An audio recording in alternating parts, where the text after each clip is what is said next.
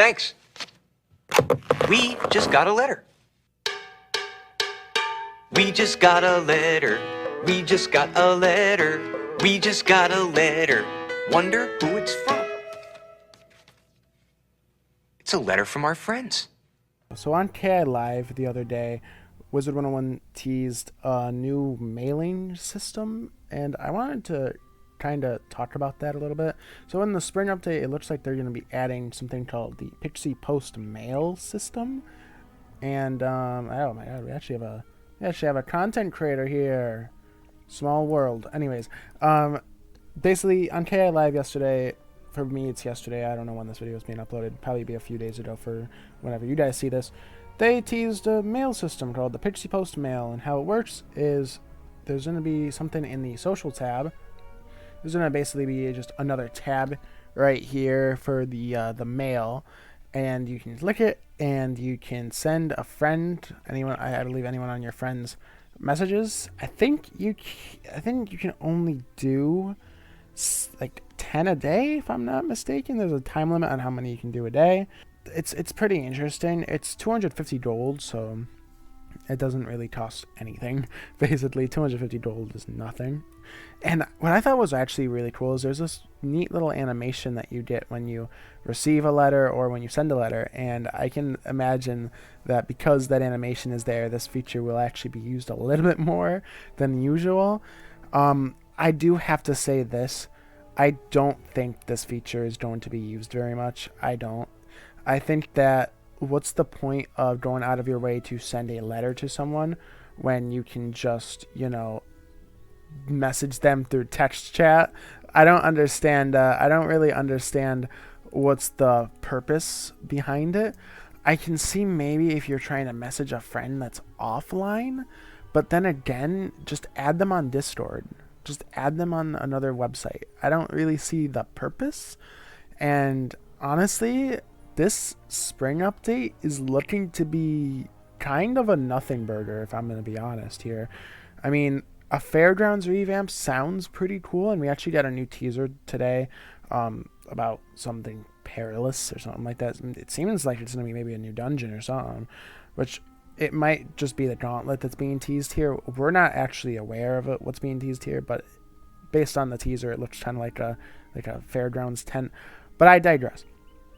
It's looking like this update is not going to have much in it, and that's a real shame.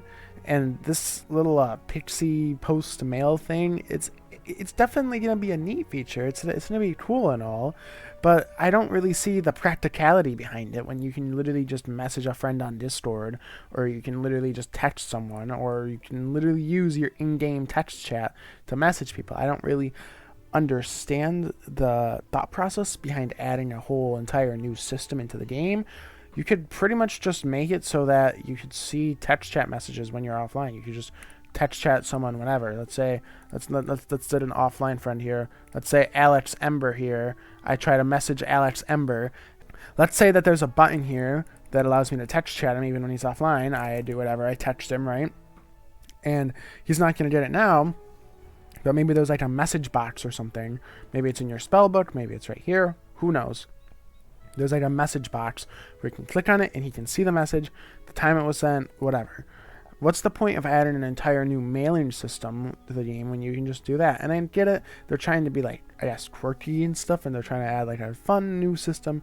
It is kind of cool. I do like the idea that there's an animation. I can definitely see that being memed a lot, but I don't really understand why add something entirely new when you could probably just tweak what you have right now.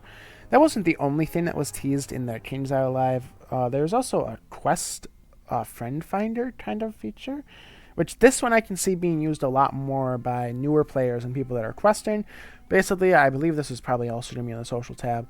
You can click a button and request to quest with that person. So as you can see, like, you can find people that are on the same quest as you. You can see quests. You basically click here. There'll be an option, request to quest or something like that, like ask to quest, something like that. And then there'll be a little prompt that says, hey, do you want to join a questing party with this person? You can click yes, and then it will teleport you to the same realm. It will group you up.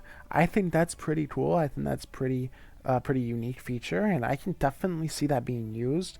I know a lot of people when questing, they will look at the friendly players, they'll find someone on their quest, and they will teleport to them, and sometimes that works, sometimes it doesn't. But with this new feature, now it's easier to find people that actually want to quest with you, because you can actually just do the request feature, which I think that's pretty cool. There's another thing that was added, a new monstrology spell, extract equine. Don't know how it's pronounced. Basically, it's extract horse. The reason they're calling it equine, they haven't revealed this in the KI Live, but I know why they're calling it that. It's because they want to include probably unicorns in it and seahorses from Elania in it as well. Unicorns from Valencia, they definitely want to include those. So it's going to basically just be a new horse extract spell, basically. If it's a horse-like mob, you'll be able to extract animus from it. Again, it's monstrology, which I've seen some quirky, fun videos be done with monstrology before, but really, what's the practicality of it?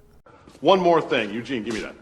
If I ever find one of these lying around again, I swear to fucking God, I will stop being so polite. Get the fuck out of my sight before I demolish you. You have to ask yourself this. In this update, what we know so far is we're getting a mailing system, which, in my opinion, doesn't have much practical use to it. We're getting a quest friend finder feature, which is pretty cool, but how often is it going to be used? Maybe it'll be used quite a bit. I don't know. We don't know the practicality behind it. We don't know how much it will be used. I can see maybe some people using it. I can see it being used more than the other features. And then we get monstrology, which I don't know who does monstrology besides GW2 Caleb. And honestly, even he just does it for fun, really. It's not really for anything in-game. It's not like Garden where you're doing it for rewards. You're mostly just doing monstrology for fun, entertaining videos. Where is really the practicality behind these features? What is the thought process in adding some of these features? And I'm interested to see where a Fairgrounds revamp can go. I'm interested in that. I'm curious to see what will happen with that. But overall, for the features that have been teased so far, I'm not too sure on this update, and I'm not too sure how well this update will be. But we'll see. Again, it's maybe like a month away until we get the update, so maybe there'll be more. We don't know.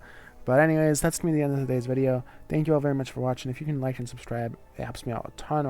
We're almost at 600 subscribers. I'm almost at 600. So if you want to help me out and get to 600, I'd be greatly appreciated.